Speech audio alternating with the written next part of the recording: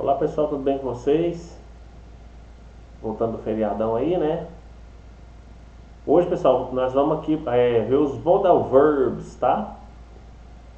É, que são os verbozinhos assim, simples, não tem nada demais neles, só que como eles são vários com traduções, né? Não é que eles têm os mesmos significados, mas a tradução é igual, né? Na maioria das vezes, aí eles geram confusão, né? Então vamos lá. Então aqui, ó, os modal verbs, né, os modais, né, em inglês são verbos auxiliares, utilizados para complementar ou mudar o sentido dos verbos principais nas frases. Por esse motivo também são chamados de modal auxiliares, né? Eles são muito utilizados pelos falantes da língua inglesa e, portanto, são essenciais para o aprendizado desse idioma. Aí aqui tem alguns, né? Quase todos. Por exemplo, né? Então, por exemplo, a gente tem o can, né? O can, quando a gente traduz, vamos lá para o quadro branco. Quando a gente traduz o can, a gente vai ter alguma coisa tipo poder, né? Então, por exemplo, assim, can I... Não, por exemplo, I can...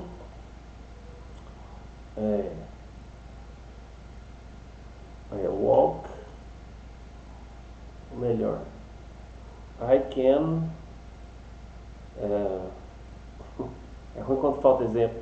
I can play poker, por exemplo, né? Então eu consigo jogar poker, né? Eu posso jogar poker.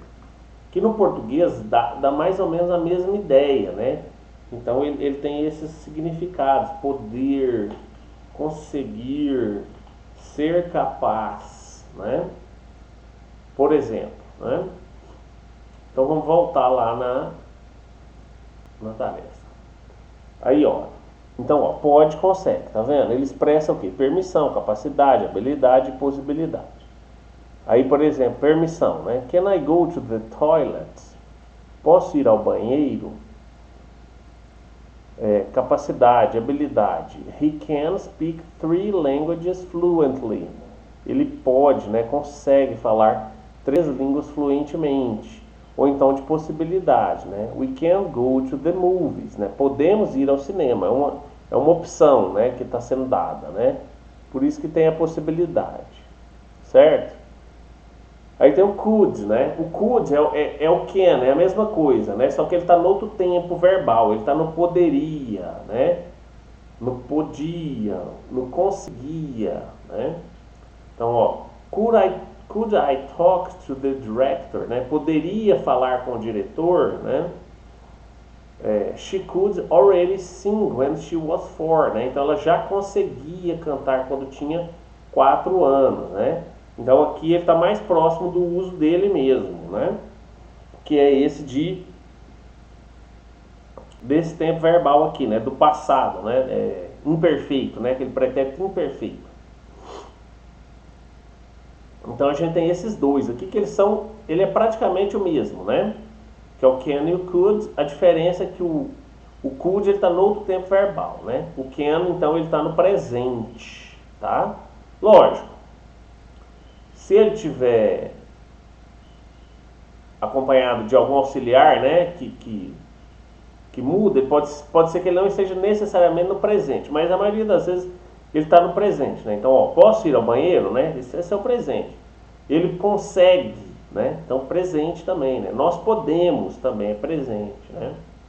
E aqui é aquele pretérito, aquele passado imperfeito, seria, né? O relativo, o correspondente em português, tá? Aí a gente entra no should, né? Então, o should, ele já é alguma coisa que se você deveria, né? Também ele tem a ver com o could, tá vendo aqui, ó? Eles são parecidos, porque ele também expressa esse tempo passado, né? Imperfeito, né? Só que ele não dá essa ideia de permissão aqui, ó. Ele vem de conselho, tá? É uma ideia de conselho ou recomendação, sugestão, né? Então, ó, you should listen to your mother, né? Você deveria escutar a sua mãe. He should wear a suit to the conference. Ele deveria usar um terno na conferência. Dá para traduzir com deve também, tá, gente? É possível traduzir isso aqui com deve, né? Então ele deve usar um terno na conferência, né? Também serve, tá? Depende do contexto, né? Da frase, do texto, viu? Ele também pode ser só o deve, esse mesmo should. Mas na maioria das vezes ele é o deveria, né? Tá? Deveria, tá vendo aqui? He should tell her he isn't going. Então ele deveria avisá-la que não vai, né? Certo? Aí tem would, tá vendo aqui? Então, ó, eu tenho, ó, could, should, would. Esses são os três principais, tá? Nesse tempo de passado imperfeito. E would, ele é gostaria, né? Então, could, poderia, né? Conseguir, né? Porque, né? No sentido de permissão, né? De possibilidade. Esse aqui é o conselho, recomendação, sugestão. E esse aqui é um pedido, um desejo, né? Então, por exemplo, would you help me do my homework? Você me ajudaria, né? Ou poderia me ajudar, né? A fazer meu dever de casa? I would like to have a pizza. Eu gostaria de comer uma pizza, né? Ou eu poderia comer uma pizza, tá? Depende do sentido, do contexto para tradução, viu? Mas é isso que ele quer dizer. Ele vai expressar essa ideia, certo? E aqui tem um may, né? Então esses aqui, ó, esses três aqui é como se eles estivessem dentro da categoria do can. Então, para vocês memorizarem mais fácil, você compartimentaliza, né?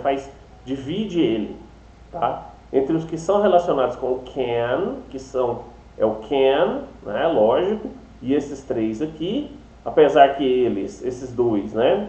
Eles dão uma ideia diferente, eles estão relacionados com o can, né? E esses dois aqui, ó, estão relacionados com o may, tá? O might e o must, viu? Então vamos ver o may. E é aqui onde a maioria dos alunos confundem, né? Por quê? Porque o may, ele expressa um pedido, tá vendo? Ó? E não uma permissão. Ou possibilidade, tá vendo aqui? Possibilidade também, né? E permissão, né? Então, por exemplo, Mom, may I go to the party with my friends? Mãe, posso ir à festa com meus amigos? Poderia perguntar, can I go? Poderia também, né? Poderia também. Só que esse aqui, ó, é como se você ele é mais, digamos assim, ele é mais humilde, vamos dizer assim, entre aspas, mais formal, tá? Ele é algo que você usa, digamos assim, que você está suavizando o pedido, né? Mais ou menos essa ideia. It may rain tomorrow. Pode chover amanhã. Tá vendo aqui, ó? Então, se eu falasse, por exemplo, it can rain tomorrow, ficaria redundante, né? Aqui nesse caso, se você usar o can, tá? Não dá certo. It may rain tomorrow. Pode chover amanhã. Se vocês usassem o can, não daria tão certo assim. Por quê? Porque o can, ele é mais na ideia de capacidade, tá? É mais a ideia de capacidade. E esse aqui é mais a ideia de possibilidade, tá vendo? Apesar que o can também pode, mas é menos, né? Não acontece com frequência. É o may que acontece com frequência no caso de chover, por exemplo, né? Ou então, may I drink some water? Posso beber água, né? Também é o que? Você está pedindo, né? É um pedido, viu? É um pouquinho confuso, mas à medida que a gente vai entrando nos exemplos, vai abrindo, né? Porque é difícil você ver diferença desse para esse, né? Mas foi igual eu vi com um aluno ali, né? Então, por exemplo, deixa eu pôr aqui no quadro branco. É uma piadinha que ele me mandou, né? Para ajudar com a tarefa dele lá. Que o aluno perguntou assim, teacher, can I go to the bathroom?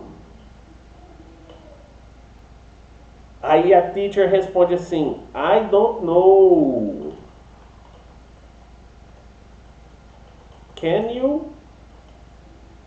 O que isso é? Isso é uma piadinha, né? Porque ele está perguntando assim, ó, professora, eu consigo ir no banheiro? Aí ela responde, não sei, você consegue? Né? Essa é a piadinha, né? Só que como a gente aprende, né? É porque no português o can, né? Ele é poder, posso. Né? Então, posso ir. Se eu colocasse may, também seria posso ir, né? Então a gente não consegue perceber a diferença entre o can e o may, entenderam? Porque quando nós traduzimos, eles viram posso, do mesmo jeito, tá? Só que o can, ele está mais no sentido de ser capaz. E o may, ele está mais no sentido de pedir permissão, tá? Então aqui, o uso mais adequado seria teacher, may I go to the bathroom? Tá? Do que o caso lá do can, né? Então aqui, por exemplo, can I go to the toilet? Esse pedido aqui com permissão, eu considero não é um bom uso da palavra can, tá? Só que é aquele negócio, gente, informalmente, na oralidade, na fala, a pessoa usa isso aí, entenderam? Então, por exemplo, assim, só para criar um comparativo, né? Quando a gente é mais novinho, se brincar até hoje, né? Mas quando a gente estudava, a gente perguntava para a professora assim, professora, posso ir no banheiro? Né? Especialmente se fosse professor de português, né? Ele falava assim, não, fala certo, fala direito, né? Aí a gente tinha que falar, posso ir ao banheiro, né? Porque quem vai a algum lugar, né? Então você tem que falar, posso ir ao banheiro, mas na verdade nenhum dos dois estão errados, né, gente? Só que posso ir ao banheiro é um uso mais próximo do que a gramática recomenda. E aqui é a mesma coisa, tá? Você usar o may I go to the toilet é um uso mais formal, tá? E o can I go é um uso mais informal, viu? Mas essa é a diferença entre eles. O can, ele está mais, gramaticalmente falando, né? Ele está mais relacionado à capacidade. E o may está mais relacionado a esses aqui, ó, certo? Aí tem o might, que é o poderia também, né? É a mesma coisa do may, né? Então, it might be sunny on the weekend. Deve fazer sol no final de semana, tá? Essa palavrinha, esse verbo, ele é mais complicado de aparecer, né? Da gente reconhecer, tá? Na tarefa, eu vou passar uns exercícios que eu acredito que vão ajudar vocês a identificar, tá? Qual que coloca, viu? Acho que vai ser interessante. Must, né? O must, ele já é no sentido que você deve fazer a coisa, né? É algo assim obrigatório, né? Algo that you must do é algo praticamente obrigatório, tá? Então, ó, você vê que ele tem expressa obrigação, tá vendo? Ou no caso proibição, lógico, né? Se eu falar que você não deve fazer, você está proibindo. Se eu falar que deve fazer, você está obrigando, certo? Então, ó, you must pay your bills, né? Você deve pagar suas contas. You must ou must not, né? Tell it to anyone. Você não deve contar a ninguém, né? Laura must be sick. Então ela deve estar doente. She didn't come to school today. Aí esse aqui já é mais questionável esse uso, né? Porque ele não dá ideia de obrigação, mas ele dá ideia de quê? De dedução, tá? E aqui, por exemplo, o might também pode, né? Laura might be sick. Né? Também poderia, porque expressa uma possibilidade, tá vendo? Então Laura might be sick. Talvez, né? É possível que ela esteja doente. Por quê? Porque ela não veio trabalhar, né? Então qualquer um dos dois estaria certo, né? Só que um você estaria considerando uma possibilidade, que é aqui, né? Might, poderia. E aqui no must você praticamente concluiu que ela está doente já, viu? Então, por exemplo, a Laura é uma aluna muito dedicada, raramente não, ela nunca falta. Então, se ela faltou é porque ela deve estar doente, né? É uma dedução quase que obrigatória, né? Óbvia da gente fazer. Se ela não vê, então ela deve estar doente mesmo. A única coisa que impediria ela de vir para a aula, né? Entendeu? Agora, vamos supor que ela sempre falta, né? Então aí ela faltou de novo. Aí eu poderia falar, ela pode estar doente, né? She might be sick, né? É uma possibilidade, mas ela pode ter faltado por outro motivo. Enfim, depende muito do contexto, tá, pessoal? Mas apesar de eu poder usar qualquer um dos dois aqui, o que eu quero que vocês entendam é que um vai dar um sentido de dedução e o outro vai dar um sentido de possibilidade. Shall. Aí esses aqui são mais, esse shall e esse ought to, eles são mais formais, tá? Formal mesmo, usa-se mais assim, ou melhor, quase não se usa, né? Porque ele é usado mais formalmente mesmo, tá? Então o shall, ele é o deve, né? Que também ele dependendo na época, né? Esse shall pode ser o will, ele pode ser a mesma tradução, tá? Então às vezes confunde, né? Porque ele pode ter o mesmo significado. Então vamos ver aqui, ó. Então o shall ele expressa convite, sugestão ou ação futura, né? Em inglês britânico ele é usado com we, né? Então, ó, convite ou sugestão. Shall we travel to Miami? Né? Vamos viajar para Miami? Ação futura. I shall be there at 8. Então aqui ele indica o futuro, tá? Então ele pode indicar o futuro. Então, ó, estarei lá às 8. Você vê que não tem o deve, né? Aqui, ó, ou no caso expressando alguma coisa, né? Uma sugestão, né? E você repare também que a tradução aqui, ó, poderia ser, professor, vamos viajar para Miami? Eu poderia colocar let's, né? Let's travel to Miami. Poderia, né, gente? Por quê? Dá certo nesse caso, né? Só que a diferença, vamos voltar lá. A diferença é que aqui, ó, eu estou fazendo um convite, né? Não é uma sugestão, tá? É um convite para fazermos algo juntos. Aqui, ó, shall we travel to Miami?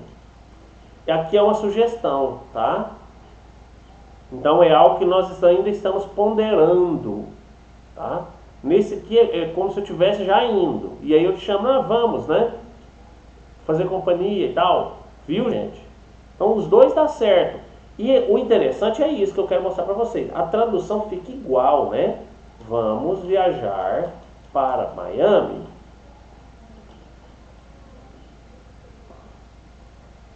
A tradução fica igual nos dois. É a mesma tradução para os dois. Só que no inglês, eles têm uma diferença, né? Por quê? Porque esse aqui é mais um convite e esse aqui é mais uma sugestão. Então, por exemplo, uma tradução melhor ficaria algo tipo assim, vamos viajar para Miami? E esse aqui, porque aí teria um contexto, né? Então, por exemplo, vou para Miami. Vamos também, por exemplo, né? Por quê? Para ficar mais natural. Não, lógico, eu não estou falando que a tradução é essa. Mas é por isso que é difícil a gente traduzir só uma frase, muitas das vezes. Não é que é difícil, né? Se eu traduzir isso aqui vamos para Miami e vai estar certo, né? Mas eu estou tentando colocar de uma forma mais avançada, Viu, gente? E aqui, ó, shall we travel to Miami seria algo tipo assim, podemos ir para Miami, né? Como se fosse uma das opções disponíveis, né? Aí você estaria dando essa sugestão, certo? Então, nesse sentido aí, a tradução pode ficar bem delicada, né? Então, o shall aqui já foi, né? O will, ele é um verbo, ele é expressação futura. Eu acho que eu já mostrei para vocês, né? Ou não? Mostrou, né? Nos verbos agora, esses dias, né?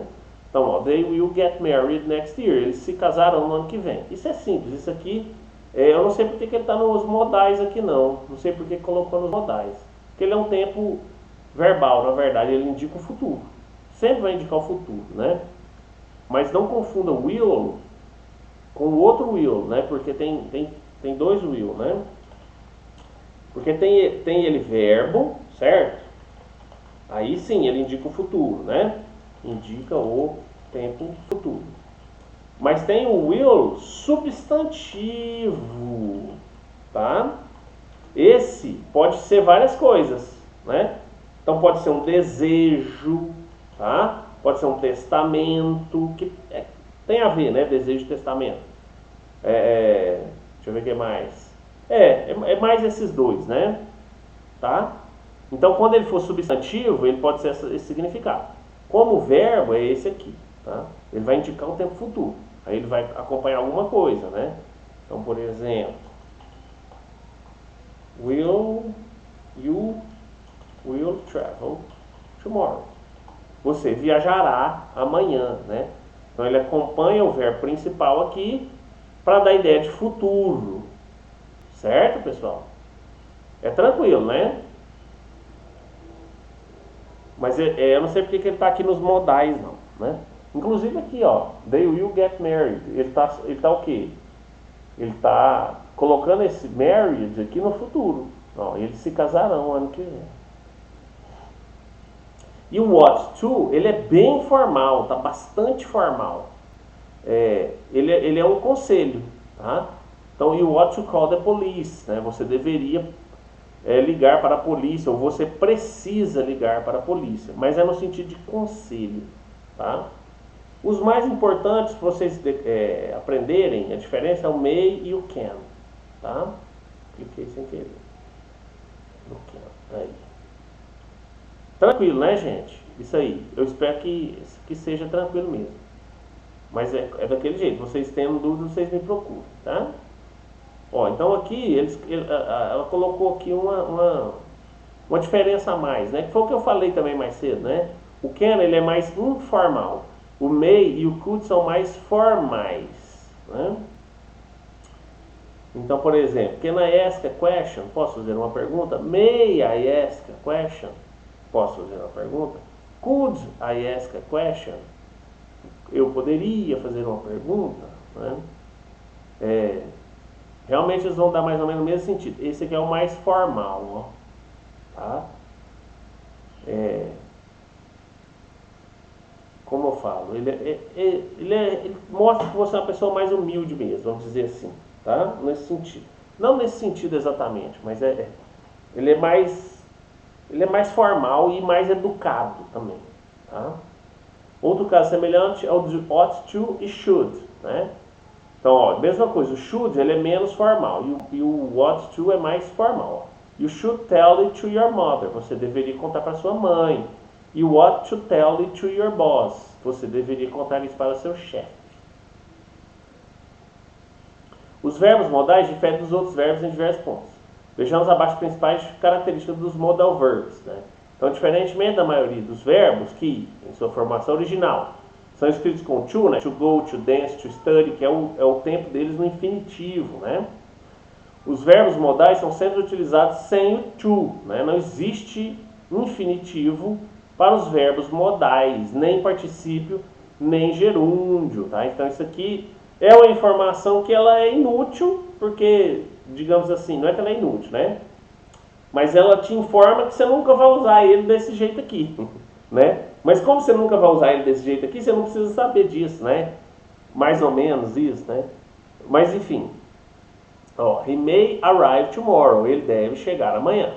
She should like to travel. Ela gostaria de viajar, né? Não, desculpa. She would like to travel. Né? Ela gostaria de viajar. Então, não tem como você pôr eles nesses tempos aqui, tá? Particípio, gerúndio, nem infinitivo. Exceção, né? Que é por isso que ela entrou nesse assunto, né? O verbo modal, ought to, é o único que é acompanhado pelo to. No entanto, ele vem depois do verbo. Olha que interessante. Por quê? Porque, na verdade, esse to aqui, ó, ele é para, né? Ele é preposição, né? Ele não acompanha o verbo como parte do verbo. Na verdade, ele está aqui porque ele é como se fosse uma preposição, tá? Na forma interrogativa, o to é colocado após o sujeito, né? Ought, sujeito, mais to, mais verbo principal e o complemento, né? Já nas frases negativas, o not é colocado entre o verbo e o to. Ought not to. No entanto, não é muito comum fazer perguntas com o ought to, visto que ele é muito formal, né? Nesse caso, utiliza mais o should. Sim, né? Então, precisa aprender, professor? É sempre bom, né, gente? Mas você vai usar isso aqui quase nunca, né? Ought she to go, né? Ela deveria ir, né? Então fica bem estranho, né? O mais comum é should she go, né? Deveria ela ir ou ela deveria ir, né? Apesar de alguns verbos modais indicarem o tempo em que uma ação ocorre, como por exemplo will, né, que indica o futuro, e could, que pode indicar o passado, os verbos modais não são flexionados, né? A mesma forma verbal é utilizada para todas as pessoas aí, então facilitou agora, né? Então, lembra daquela tabelinha dos verbos? Que sempre ele vai mudar com algum pronome, né? Aqui no caso ele não muda, tá? Esses aqui eles sempre são os mesmos, ó. She can dance, they can dance, né? Nas negativas usa-se o not depois do verbo, né? Então, ó, we could not go to the show. Nós não podemos ir ao show. I should not buy the flower for my mom. Eu não deveria comprar flor para minha mamãe, né? Então o not vem depois. E aí eles têm a forma contraída deles, né? Essa forma aqui, ó, qualquer uma das duas você pode usar, né? Então can vira cannot ou can't, né? O could vira could not ou couldn't, e por aí vai, tá? O may not não tem forma contraída, né? Mightn't, esse eu nunca tinha visto. Mustn't eu já vi. Shan't, né? Também, ó, em desuso, tá vendo? Esse termo aqui ele é muito usado, ele é mais usado no inglês britânico, tá? E ele era mais antigo, né? Tipo voz me ser, que a gente falava, né? Lá na época lá do Brasil colônia, né? E aí vai caindo em desuso. Isso aqui também caiu em desuso, né? Mas era algo mais utilizado antigamente. Will, que eu não sei porque está nos modais. Ought to, né? Ought not to ou oughtn't, né? Então esse aqui também é muito estranho, quase não se usa, viu? E aqui ele vai falar das formas interrogativas, né? Que ela é como eu falei para vocês, gente. O verbo vem antes, né? Então, ó, I can eat hamburgers. Eu consigo comer hambúrgueres, né? E aí a interrogativa fica como? Can I eat hamburgers, né? Could we go? Should I buy? Comum, normal, ele sempre vem antes de quem? Do pronome. Por quê? Porque ele é um auxiliar, né? Esse modal é um auxiliar. Se ele é um auxiliar, ele vem antes do pronome, tá? Ó, sempre antes do pronome, né? E o ought to, ele fica assim, ought we to call the police? Eu já vi sem o to também, né? Ought we call the police? Mas é igual eu falei, a língua altera muito, ainda mais aqui nesses que não são muito utilizados, tá? E também tem a questão deles serem acompanhados pelo verbo to be, pelo have, né? Então, ó, eles podem ser acompanhados pelo be, né? Aí quando é o caso deles ser acompanhado pelo to be, o verbo principal, ele vai estar no gerúndio, né? Aí vai estar expressando presente ou futuro. Então, she may be buying clothes now, né? Ela pode estar comprando roupas agora. He might be arriving late. Ó, o be de novo, ó. E aí aqui o verbo vem pro gerúndio. Então ele deve chegar tarde, né? E, ó, mas professor, poderia ter colocado he might, aí não põe o be, né? Arrive late. Poderia, né? É meio que opcional, vamos dizer assim, tá, pessoal? Mas quando vocês verem construído dessa forma, também vocês já sabem, né? Não vão se assustar nesse sentido aí, né? E o have também, ele pode ser acompanhado do have, né? Mas aí no caso do have, ele vai ser acompanhado do particípio, tá? Então, ó, you could have bought it before. Você poderia ter comprado isso antes. You should have arrived earlier. Você devia ter chegado mais cedo. Vamos pular para o quadro branco, para passar para vocês. Então aqui, ó, you could have. Aí você vê que lá não está abreviado, né? Mas você pode abreviar, tá? You could have arrived earlier, por exemplo, né? Você poderia ter chegado mais cedo. Aí aqui, ó, arrived, né? Ele usa o arrived, não. Aí, pronto. You could have arrived earlier. Você poderia ter chegado mais cedo. Então aqui está no particípio, o verbo, né? E aqui nós temos ele abreviado. Could have. Tá? Aí aqui vocês vão ver que o arrive, por exemplo, ele é um verbo regular. Então a forma dele do particípio e do passado são iguais, né? Mas lá que ele deu o exemplo do buy, né? Que é o verbo to buy. To buy. Que é um verbo que significa comprar, né? Ele no passado ele não, eu acho que ele é bought sempre, né? Comprado. Ele é bought. Realmente eu peguei um exemplo ruim. Porque ele não é diferente, né? Mas enfim. Alguns verbos irregulares, eles mudam a forma deles do passado para o particípio, né? Os verbos modais não precisam de auxiliares em frases negativas e interrogativas. Por quê? Óbvio, eles já são os próprios auxiliares, né? Então isso aqui confunde um pouco, não precisa disso, né? May I drink some water? Né? Posso beber água? I cannot go to the show. Não posso ir ao show. Né? Então, você vê que digamos que ele facilita a gente fazer a interrogativa, né? Porque é só jogar ele para trás. E o shall é mais usado em interrogativas. Shall we finish the game? Shall I visit her? Tranquilo, né, gente? Dúvidas, me procurem, tá? Por hoje a gente encerra então essa aulinha aí com os modais, né? Eu trouxe para vocês já irem se familiarizando, né? Ver a diferença de um para o outro e tal. E igual eu falei, foca mais no can, tá? E no may, certo? Esses são os mais utilizados, né?